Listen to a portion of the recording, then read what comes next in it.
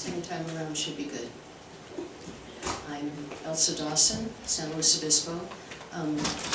Last week there was a mention that Agenda 21 was an ideology, and so I'm here with some information for you. Being a teacher, I am always interested in curriculum for students, and the powers behind Agenda 21 have a definite curriculum for our children, because they know that education is a crucial implementation of their program. I'd like to read you a quote from their playbook. Quote, "The goal of the United Nations Decade of Education for Sustainable Development is to integrate the principles, values, and practice of sustainable development into all aspects of education and learning. This educational effort will encourage changes in behavior that will create a more sustainable future in terms of environmental integrity, economic viability, and a just society for present and future generations." Well, whose definition of just? Specifically, they have these outlined in their book. Our children will be taught that consensus is more important than independent thinking. We learn science by fact. They will learn science by consensus. They'll be taught that facts are only man-made. They'll be taught that they must rely on experts. After all, they can't think for themselves. They'll be taught how to eliminate disagreement. And they'll be taught that it's only okay to question certain ideas. These tenets, though, may not be questioned. Number one, wealth is socially unjust. Number two, man is destroying the environment. Number three, man is causing global warming. Well, there'll be more on that later. The math program's already developed. It's called Connected Math. Here's a quote from Standard 3. "They learn that mathematics is man-made, that it's arbitrary, and that good solutions are arrived at by consensus among those who are considered experts. Computational skills, well, those will go out the window because they will not be taught arithmetic computation done by hand. But they believe," here's a quote, "we believe such a trade-off in favor of connected math is very much in the children's advantage in the world of work." Now, why would they think that being mathematically illiterate is to the children's advantage? One last quote from the Education for Sustainable Development Toolkit. "Generally, more highly educated people who have higher incomes consume more resources than poorly educated people who tend to have lower incomes. In this case, more education increases the threat to sustainability. And that's why they're dumbing down our school children. It makes them more sustainable." Or is that controlled? I'm concerned. Thank you, Ms. Dawson. Shirley Bianchi, followed by Tom Dawson.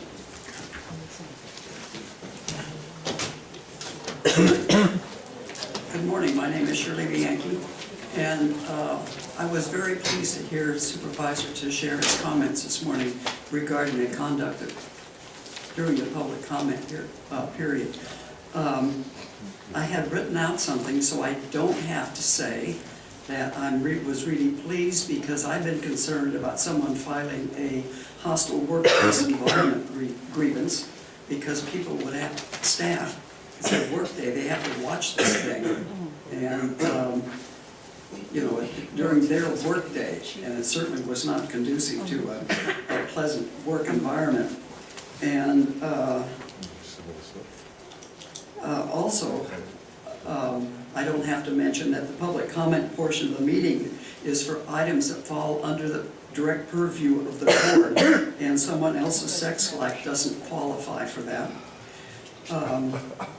And I don't have to suggest that the board pull up their big boy jeans and get to controlling the board. I don't have to mention that. But I am going to mention that when I was watching, because I pulled up these public comments on my computer at home to verify the comments that I'd been hearing. And while I was watching and hearing these public comments about sexual matters, I was reminded of an old country saying I heard as a child: "Them what can, do. Them what can't, talk about it." So this constant discussion of sexual matters in someone else's sex life tells me more about the people who are talking than it does about the people being spoken about. And thanks to Supervisor Teixeira, that's it. Thank you very much. And I do hope that you can continue to keep control of this board. Thank you, Or I'll Mrs. be back. Bianchi. Tom Dawson, San Luis Obispo. Mr. Chairman, last week Supervisor Gibson commented that he didn't want to wade into discussing comprehensive planning, and that it all sounded like a conspiracy theory. I question whether he or anyone else on the board, except for Supervisor Arnold, who has said that she has educated herself on Agenda 21, could actually hold an informed discussion on the negative aspects of smart growth and sustainable development. I have no doubt that most of the board could recite the well-publicized justifications for Agenda 21 sustainable development. These justifications are what the originators of Agenda 21 want you to know about. They want you to believe there is a crisis. After all, J. Gary Lawrence, the urban strategies advisor for President Clinton, did say participating in the UN-advocated planning process would very likely bring out many who would actively work to defeat any elected official undertaking local Agenda 21. So we will call our process something else, such as comprehensive planning, growth management, or smart growth, close quote. If the Sustainable Development Program is just the super benign land use and planning program that no one will be, by which no one will be damaged, the leaders of this worldwide program, why do the leaders of this worldwide program need to hide behind warm, innocuous words?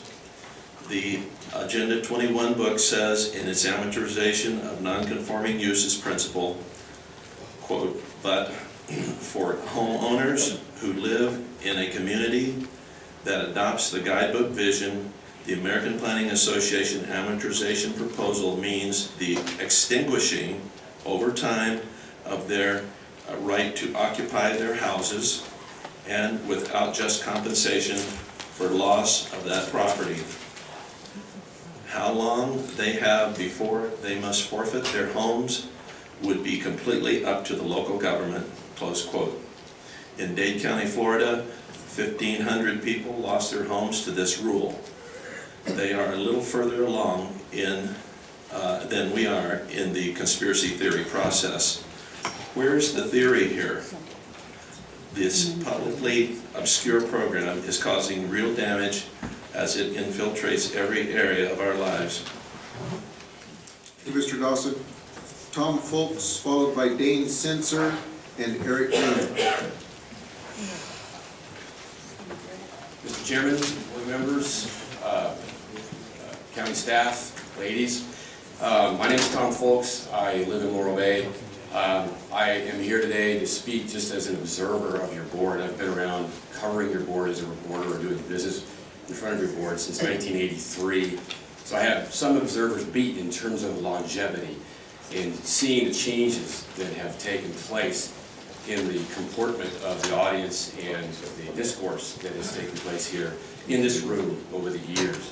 And I came to just basically offer a personal apology to you all for what you had to endure last week during the public comment period.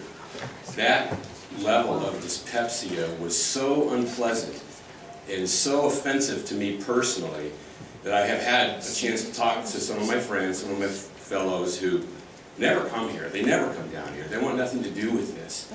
And primarily because of that level of discourse that they just have better things to put up with. So thank you for your service. Many of you I don't agree with at all on anything. But you know, it's democracy. You held yourself out there. You're holding office. You're doing the people's business. And I don't think you have to put up with that level of hostility. I was watching the video with my son, who's 19. I convinced him to vote last time. It was a tough slog. And He said, gosh, Dad, see, this is why nobody wants to do this. It's just a bunch of crazy old people. You know, you expect my generation to step up into that mess? You know, it reminded me of a story. When I was a youngster, my parents took me to a zoo. And we went in to see the monkey exhibit, and nobody could go in because there was an angry monkey flinging his waste at everybody. And nobody was in the room. Nobody wanted to go in the room because nobody wanted that waste on them. And in many respects, from a verbal standpoint, that's what it feels like in here lately. And over the past 30 years, the level of discourse and public comportment has degenerated to that point.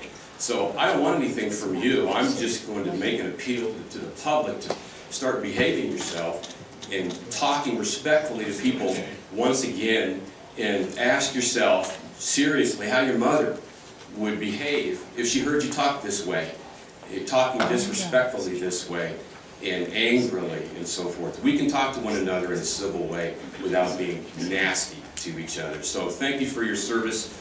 I appreciate it. I'm sure I'll be back here for some other reason in the future asking you for something. But I appreciate your service today. Mr. Fox, thank you for the comments. Dane Sitzer, followed by Eric Greening and Ron Tyndall.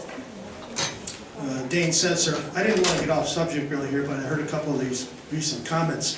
And it's really sort of sad to say that we didn't bring, talk about sexual innuendos and all that stuff. The public didn't bring the sexual issue to them.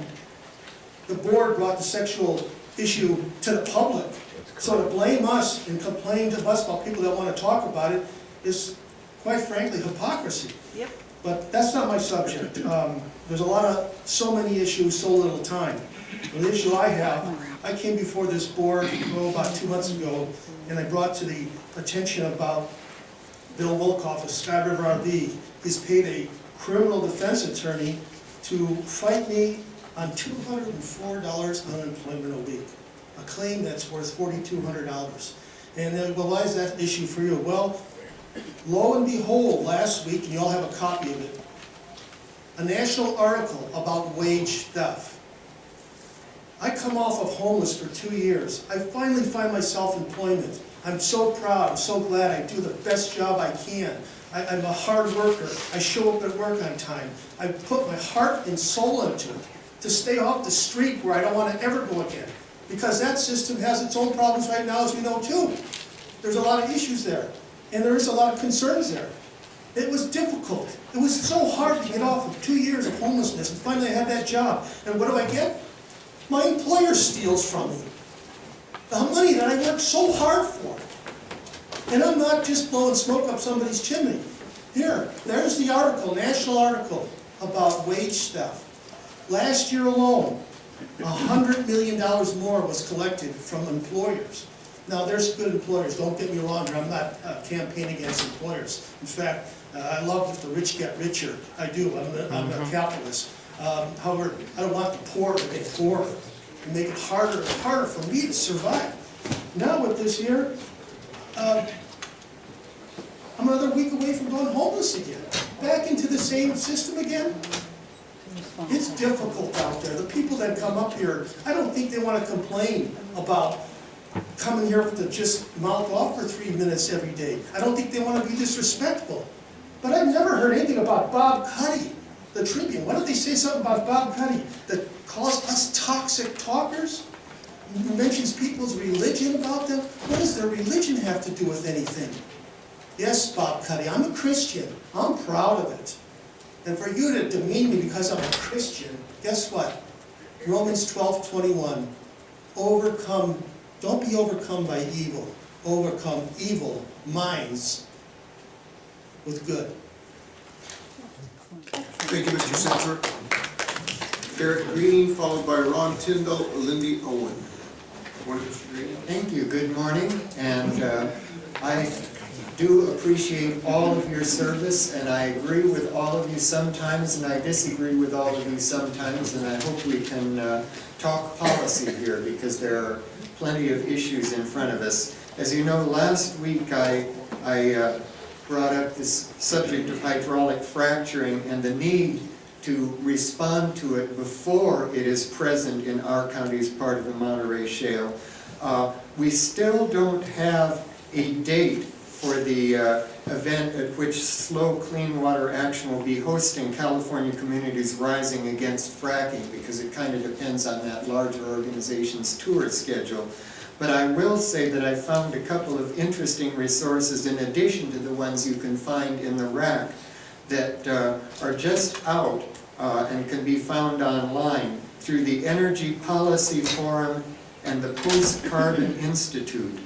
One is an article by David Hughes called "Drill, Baby Drill, Can Unconventional Fuels Usher in a New Era of Energy Independence?"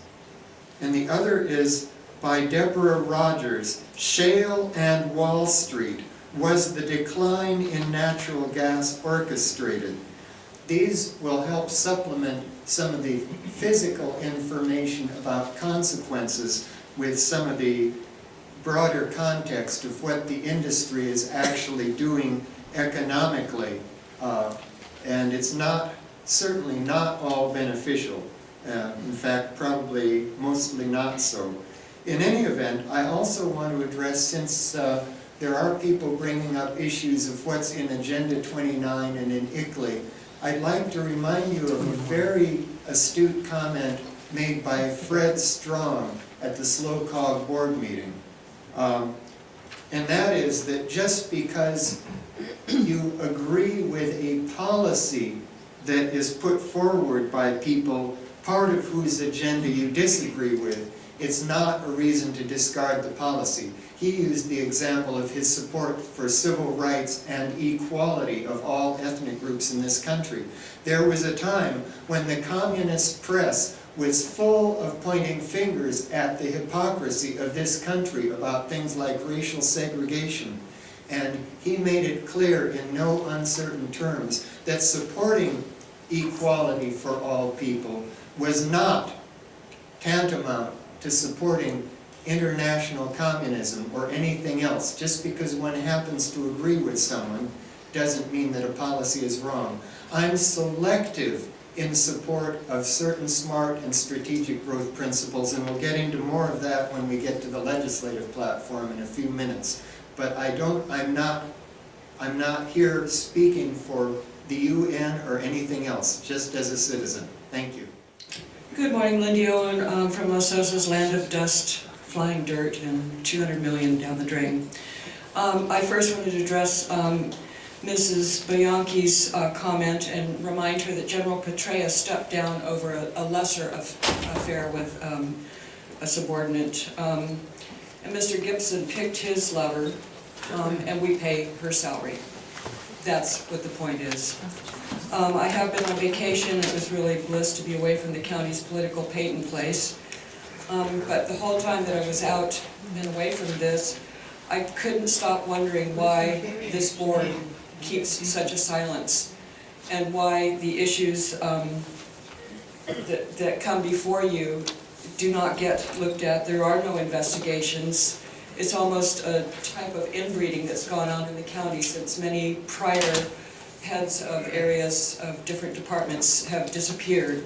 And now the camaraderie seems to have made a mesh of behavior that basically, I got your back kind of stuff. And I just see very little. I appreciate Debbie Arnold's appreciation and a little bit of comment, but we have been asking for a long time that somebody look at Los Osos, get us an investigation, get us an audit.